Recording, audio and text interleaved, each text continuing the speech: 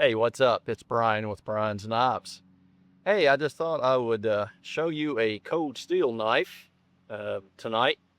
Um, this is Cold Steel AD-15 Lite, and it is one of those Cold Steel knives that was designed by Andrew Demko, and that's why it has the AD there in the model number for the Cold Steel knife.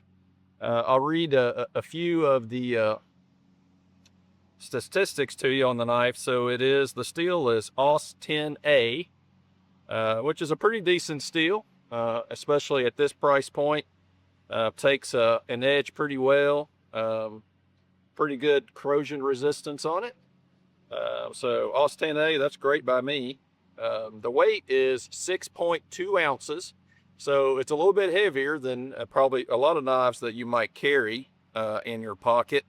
I think the bug out is 3 ounces or maybe a little bit less than 3. So this one's going to be quite a bit heavier than that. The handle length is 5 inches long. The blade length is 3.5 inches long, which makes the overall length 8.5 inches long. So this is no small knife by any stretch of the imagination. And then the blade thickness is a 3.8 millimeter. So to say that it's built like a tank might be an understatement because it really is. And that's one thing I've come to notice about cold steel knives is that they are built heavy for heavy work and have some of the very best locks in the industry. Everybody's heard about the triad lock, and that's one of the locks that Cold Steel came out with, and it's an amazingly robust lock for a knife. And you can get on YouTube and look at all the torture test videos that Lynn Thompson and others have done with Cold Steel knives. And I got to say, they're pretty impressive to watch, just to see the kind of weight and pressure a cold steel knife can take before it fails. And it's kind of surprising that, sometimes a real high-end dollar knife just won't hold up when these rigorous tests are applied to it. And so if you don't believe me, go check out their YouTube channel and see for yourself. But definitely for a folding knife, I would trust it just about as much as a good fixed blade knife. I believe in the lock that much. Well, this is the AD-15 Lite, and take a look at it. It's got a great pocket clip on this side, and really unique design. This knife actually has something they call the scorpion lock, and I'll show that to you here in just a minute. But it is made in Taiwan. A lot of good knives come from Taiwan. I know that the Ontario Rat 1, and I think that whole series of rat knives comes from Taiwan as well. And so you can definitely get a good, well-built knife from Taiwan there. And this has got to be one up. And so I want to give you just a little bit of comparison. So I brought out my Benchmade bug out here tonight. And just to give you kind of an idea of what we're talking about here, you can see how much larger this cold steel knife is. And in every way too. Look at the thickness, big difference in the thickness of this knife. And then we can do a little blade comparison here. So you can tell, really robust blade. Wider, definitely thicker, and definitely longer. Just to give you an idea. Now, I'm not saying these knives, are to do the same kind of work, or meet all your check boxes for an EDC knife, but I do think this AD-15 is definitely worth a look here. It's got really good texture.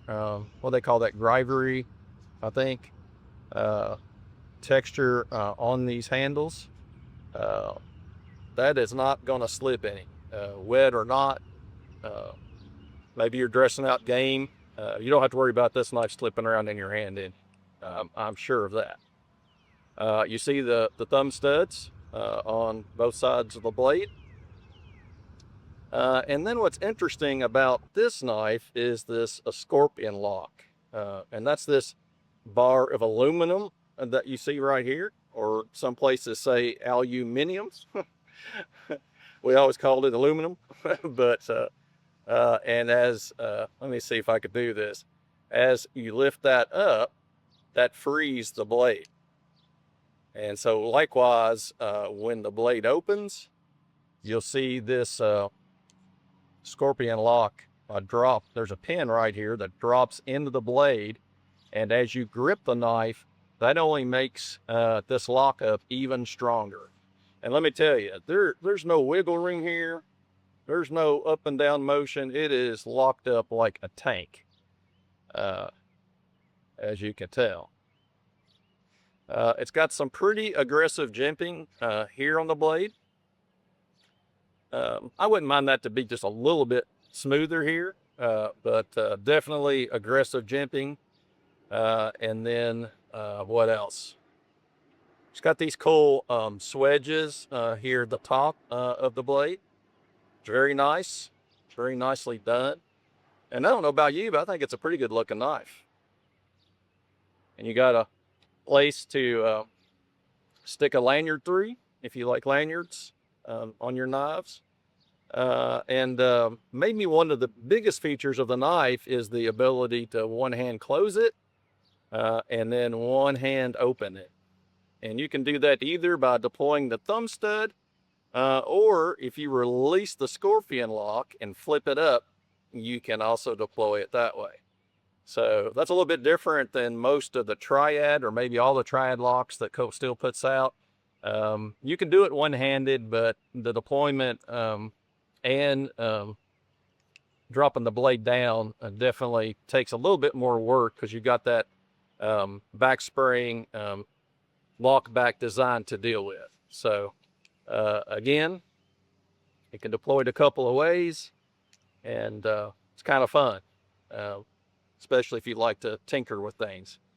So yeah, I've been pretty impressed with the build quality of this. I haven't seen, as far as build quality goes, it all looks pretty top notch to me. All the edges, the thicknesses all look right. And you know, and with any knife, you can get a bad one once in a while that gets through QC for some reason. But this one is checking all the right boxes, and feels good in the hand. No real noticeable hot spots anywhere. But yeah, definitely a very nice knife here. Probably the only thing that, you know, if I was going to nitpick the knife, it's got a really shiny finish on it, and it kind of is a fingerprint magnet to some degree. But outside of that, in my opinion, there's not a lot here not to like. And you know, a large knife does have its advantages. You can definitely get more leverage on a knife this size than you can on something smaller like a bug out. And the larger knife and the thicker knife blade is going to make that much more sturdy. It's not going to flex with you as you're trying to cut. And even if you have to use it in a defensive way, as that blade is so rigid, that means it's going to pierce better than a thinner blade that can not be as rigid. So there's also that to consider. Let's see what else. The grind on this blade is really nice, real even. And of course, it is sharp as sharp can be right out of the box. Um, Definitely could easily cut yourself with it if you're not paying attention here, uh, for sure. And these knives have been out for several years. Of course, the AD-15 is the there's a high-end version of this knife with better steel, better handle materials. But basically, you know, the knife design itself is the same. Um, it's still a very solid knife at less than $100. I don't know. I think these are maybe, I don't know. It's less than 100, maybe $70 to $80, something like that. I forget how much they are. But a lot of those are actually or have been on sale on Amazon and on Cold Steel's website, I believe. So if you're thinking about maybe getting a Cold Steel knife, you might want to check out those sales that have been going on. What else can I say about the knife? It certainly gives you a feeling of confidence just by holding the knife. You can tell you have got something that is going to take some abuse. Probably anything you can throw at it, it's going to take and keep on ticking. And if you log on to say Amazon or a site like that and start looking at customer comments, you'll see how people have carried this knife for a number of years and continue to love it, continue to use it. You know, in a lot of ways, it's a very simple design, but it is certainly very sturdy. That lock, especially. Uh, is it more sturdy than the Triad lock? I don't know. I'm not sure. If you know, let me know in the comments. But man, just a really good knife. And you know, this 3.5-inch blade, 5-inch handles, it gives you a lot of handle material to hang on to use this knife. And while it may not be everybody's cup of tea for EDC, it certainly could have its place. And I don't think it's too uncomfortable even to drop in my front pocket and carry it like I do other knives. So yeah, very cool Cold Steel knife.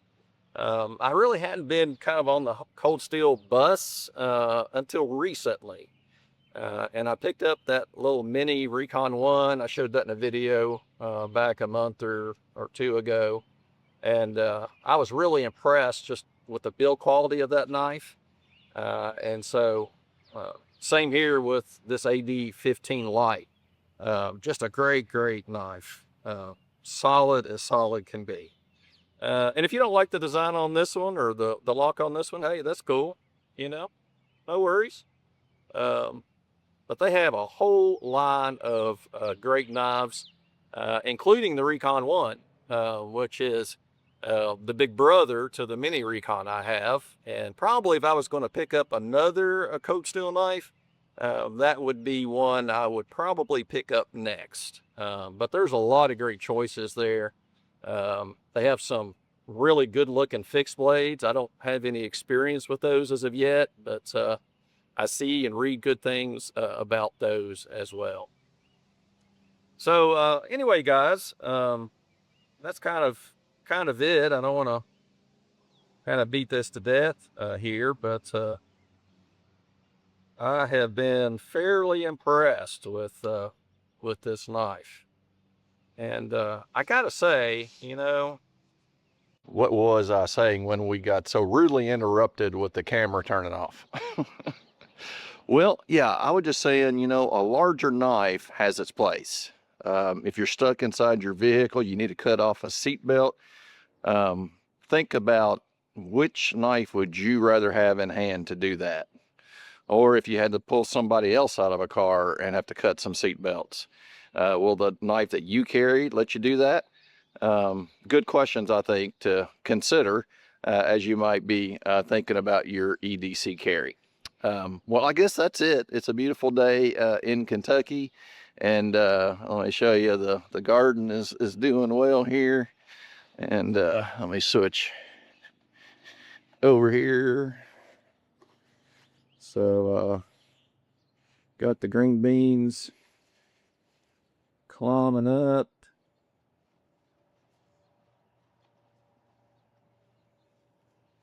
Everything's looking pretty good. Tomato plants are doing really well.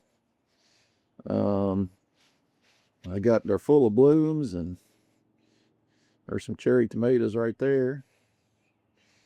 And we're probably going to have more tomatoes than we can possibly eat.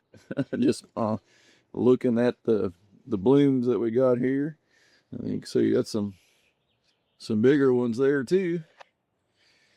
But yeah, pretty excited about the garden, and glad it's all doing well here. About eating all those green onions. And I got some more over here.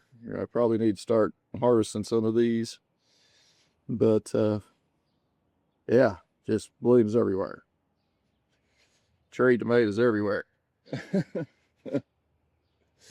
So anyway, guys, well, that's it here from Kentucky.